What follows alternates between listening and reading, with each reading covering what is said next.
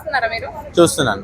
మీ favourite contestant ఎవరండి అందులో? అందులో మీరు ఫేవరెట్ అనకూడదు కానీ ఎవరికి బాగా అనిపించింది ఇప్పటివరకు అనాలి. ఎందుకంటే వాళ్ళు ఏం టాస్కులు పెట్టింది కానీ ఇంకేది కానీ ఏమీ లేదు. ఇప్పటివరకు వచ్చిన వాళ్ళలో నిజంగా అందరితో పాటు నాకు కూడా బాగా అనిపించింది, ఇన్స్పైర్ అయింది డయానా రాజకుమారి గారు అండి. నిజంగా ఆవిడ ఎంత బాగా మాట్లాడిందంటే మాట్లాడినంతసేపు మనకి అలాగే చూస్తూ ఉండాలనిపించింది. ఎక్కడ కూడా అంటే ఎక్కడ కట్ చేయాలి, ఎక్కడ మాట్లాడాలి అని అంటారు కదా, ఎక్కడ నెగ్గాలి ఎక్కడ తగ్గాలి అనే మాటకి నిజంగా డయానా రాజకుమారి గారు చాలా బాగా అవి వచ్చిన 15 మందిలో తనే బాగా మంచి కంటెస్టెంట్, ఫస్ట్ కంటెస్టెంట్ అనిపించింది. డైరెక్ట్ బిగ్ బాస్ కి తీసుకున్న తక్కువేం కాదు అనిపించింది. ఎందుకు సింపతికి కనెక్ట్ అయ్యారా మీరు? సింపతి ఏముందండి, ఆమె ఎక్కడ కూడా సింపతి కార్డ్ని నేను సింపతిగా యూజ్ చేయకుండా మాట్లాడింది. అంటే కొంతమంది మాట్లాడే దగ్గర నాకు ఈ బాధలు ఉన్నాయి, ఈ కష్టాలు ఉన్నాయి అనేది చెప్పే విషయంలో అర్థమైపోతుంది మనకి. కానీ తన గట్స్, నేను ఎలా ఫేస్ చేశాను, ఏ రకంగా నేను లైఫ్ని లీడ్ చేశాను అని చెప్పేది చాలా ఖచ్చితంగా ఒకటే మాటతోటి ఏమంటారు ఒక స్ట్రాంగ్ గా చెప్పింది ఆవిడ. ఎక్కడ కూడా సింపతిగా మాట్లాడినట్టు కనిపించలే. తన ప్రాబ్లమ్ని ఎక్స్ప్రెస్ చేసింది తప్ప కానీ సింపతిని మాత్రం ఎక్స్ప్రెస్ చేయాల. ఇంకా ఓన్లీ డయానానే వర్త్ అంటారా? ఇంకెవరు వర్తబుల్ కాదు? నాకు చూసిన వాళ్ళలో మాత్రం డయానా గారు చాలా బాగా అనిపించారు. ఇంకా వర్త్ కాదు అని నేను చెప్పాను, ఎందుకంటే జడ్జెస్ ఒపీనియన్ వేరు. యాజ్ ఏ ఆడియన్ గా నా ఒపీనియన్ మాత్రం ఆవిడ చాలా పర్ఫెక్ట్ అనిపించింది. తర్వాత చరణ్ మహాదేవ్ కూడా చాలా బాగా చేసిండు. అబ్బాయి కామెడీ విషయంలో కానివ్వండి, స్పాంటనిటీ కానివ్వండి చాలా బాగా చేసినాడు, మంచి అనిపించింది అతను కూడా. కానీ ఎక్కడైతే శ్రీముఖి గారితో వచ్చేసి మీది నిజామాబాదే మాది నిజామాబాదే అని ఒక స్టెప్ వేసి సింక్ చేసిన చూసారా, అక్కడ ఇదేదో పిఆర్ కంటెంట్ అనేది అనిపించింది, కొంచెం డౌట్ అనిపించింది. అదే నిజమా అబద్ధం మనకు తెలియదు, అనుమాన పడడం మాత్రమే మన దగ్గర ఉంటుంది కానీ నిజాలు చెప్పేంత మనకైతే తెలియదు. ఆ టీం వాళ్ళకే తెలవాలి. నెక్స్ట్ వచ్చేసిన తర్వాత కొంతమంది ఫార్మర్స్ ఉన్నారు. సింగర్ ఝాన్సీ ఉంది. ఆవిడ ఆల్రెడీ సోషల్ మీడియాలో చాలా ఫేమ్ ఉన్నటువంటి వ్యక్తి. ఆమె కామనర్ అని చెప్పేసి ఏం అనిపించదు, ఎందుకంటే బయటికి వెళ్తే ఆవిడతో కూడా చాలా మంది ఫొటోస్ తీసుకునే వాళ్ళు ఉన్నారు కదా. అప్పుడు ఆమె కామనర్ ఎలా అవుతుంది? ఇప్పుడు నేను వెళ్ళిన తర్వాత నేను ఎవరో గుర్తుపట్టకుంటే ఆమె కామనర్ అని చెప్పాలి. కానీ ఆల్రెడీ ఇప్పుడు వచ్చిన ప్రతి ఒక్కరు కూడా, అంటే సెలెక్ట్ అయిన ప్రతి ఒక్కరు, నేను డయానా రాజకుమారి బాగుందనే విషయం ఎలా చెప్పాను అంటే బాగా చేసిందని. అలాగే డయానా రాజకుమారి గారు కూడా బయట ఖచ్చితంగా ఆవిడ వెళ్తే చాలా మంది ఆవిడని ఏమంటారు ఒక సెల్ఫీ తీసుకొని ఆవిడతో ఒక సెలబ్రిటీ ఫీల్ లోనే ఉంటారన్నమాట. అలాంటప్పుడు మనం ఆవిడని ఎట్లా ఒక కామనర్ గా ట్రీట్ చేస్తాం? ఇంకా వచ్చేసరికి ఇంకా సెలెక్ట్ అయిన వాళ్ళలో ఒక అబ్బాయి పాపం పంది దొర్లినట్టుగా దొర్లండి అని చెప్పేసి అన్నారు. అంటే వాళ్ళు పెట్టిన టాస్క్ కూడా అక్కడ చూసుకున్నట్లయితే వాళ్ళు చెప్పింది, అతను ఒక ఫామ్ లో రాశాడంట, నెక్స్ట్ జన్మలో నువ్వు ఎలా బ్రతుకుతావు, ఎలా పుడతావు అని అంటే నేను ఒక పందిలాగా పుడతా అని చెప్పాడు. అలాంటి టైంలో వాళ్ళు టాస్క్ పెట్టడం తప్పేం లేదు కదా. అంటే చాలా మంది నెగిటివ్ ట్రోల్ గా చేస్తున్నారు.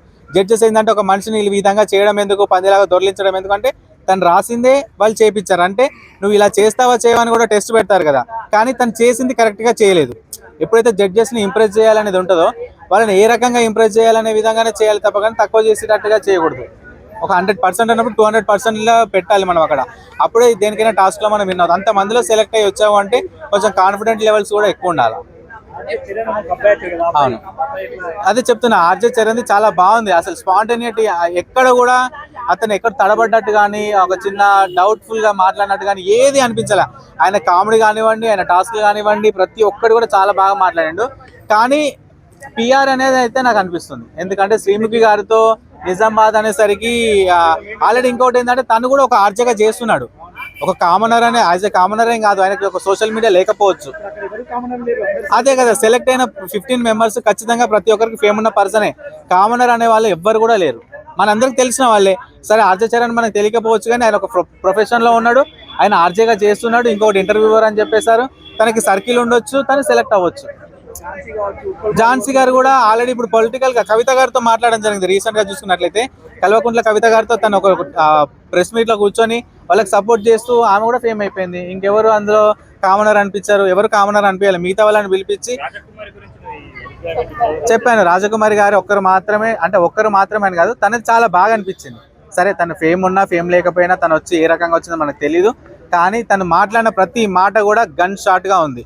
ఎక్కడ కూడా తడబడ్డట్టుగా నేను ఈ మాట మాట్లాడాలి, ఈ మాట మాట్లాడకూడదు అనేది లేకుండా అవతల వాళ్ళు తప్పులు ఎంచకుండా మాట్లాడింది. అది ఆ గ్రేట్నెస్ అనేది. ఇప్పుడు అగ్ని పరీక్షలో నెక్స్ట్ ప్రాసెస్ ఎలా ఉంటది అని మీరు గెస్ చేస్తున్నారు? యాజ్ యూజువల్ గా ఫస్ట్ బిగ్ బాస్ సీజన్ 1 లో ఎలా ఉందో అలాగే ఉంటుంది. వాళ్ళ కాంపిటీషన్లు పెడతారు, కంటెస్టెంట్లు పెడతారు, వాళ్ళలో ఎవరు టాప్ 5 ఉంటారో వాళ్ళని తీసుకుంటారు. కానీ నన్ను అడిగితే మాత్రం ఈ అగ్ని పరీక్ష అనేది పెట్టకుండా ఉంటేనే మంచిది అనిపిస్తుంది. ఇలాంటి అగ్ని పరీక్షలు పెట్టి ఒక సామాన్యులకు లేని ఆశల్ని రేపెట్టి ఆ ఆశల ద్వారా వాళ్ళకి ఇంకా లైఫ్ ని స్పాయిల్ చేస్తున్నారు.